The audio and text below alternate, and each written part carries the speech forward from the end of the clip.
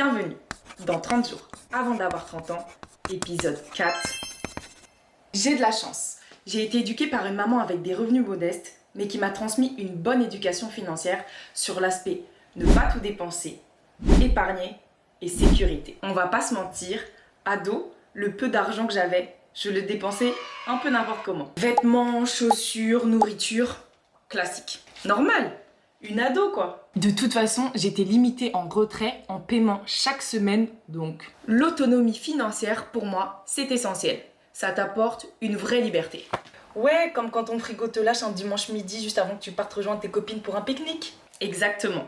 Ce n'est pas drôle, mais j'ai pu gérer. J'ai appris à prioriser, à mettre mon argent dans ce qui compte, sans oublier les petits plaisirs. Parce que oui, se faire plaisir, c'est important. Aujourd'hui, j'ai bientôt 30 ans et zéro investissement. Parce que de ce côté-là, j'y connais rien. J'ai quelques notions, mais rien de bien concret. Et franchement, ça me fait un peu peur. Tu ne sais pas qui écouter, où te renseigner. Alors, la trentaine, pour moi, ce sera faire de l'argent, oser investir et construire quelque chose de stable. Attention, ce n'est pas toujours possible et facile, mais on prend soin de son argent pour avoir moins de stress et surtout pour vivre mieux. Vous regardez 30 jours avant d'avoir 30 ans.